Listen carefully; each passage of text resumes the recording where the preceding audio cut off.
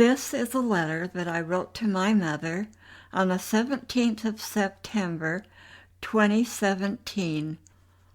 Dearest, beloved mother, I'm eternally blessed to have you for a mother.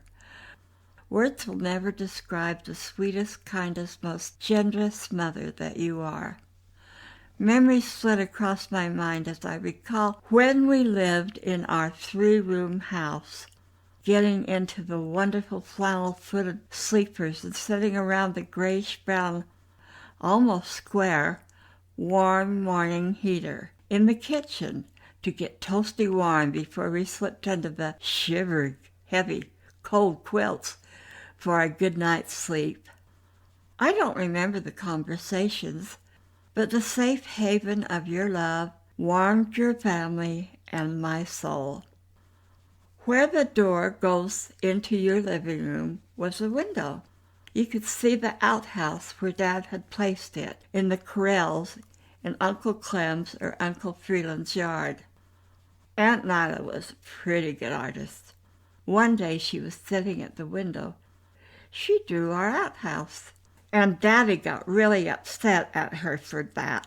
At the time, I wished I could draw that well. It was a good picture. Even the slit of the moon was drawn in the outhouse door. I guess Dad's pride made him place it in the North 40, as the old-timers would say. Sometimes I would make an uneasy run towards it when I really had to go. When the weeds were high, several times I'd go in the weeds. I wonder how many others did that. Yeah, I bet boys did a lot. I probably didn't run for the North 40. If my memory serves me correctly, we got the bathroom when I was about 12 years old, 1952. Why it sticks in my mind is I had a birthday party around then. One of the girls that came to the party asked to use the toilet. I showed her the outhouse. Don't remember if she used it or not. She'd never seen one before, but that day she did. That's funny. Oh, man. Oh, well. I loved to be in the kitchen when your sisters and you were visiting, eating, and laughing around the kitchen table.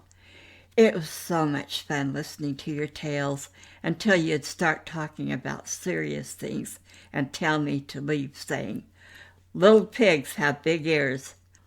I don't know which I was the most offended by, being called a little pig or having to leave when the stories were getting juicy.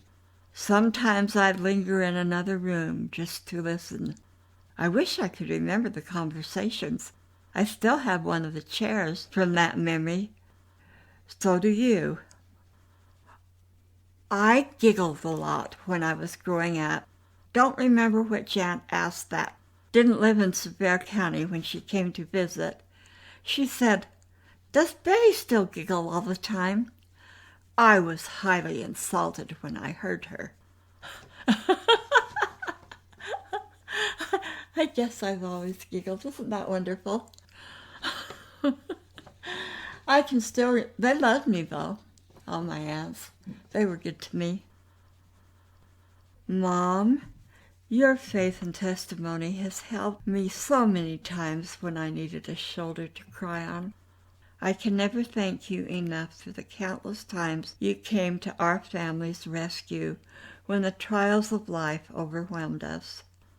Thank you for teaching me to cook, bottle, and sew, the clothes you made for me, the countless hours of service when you were having a rough time, too.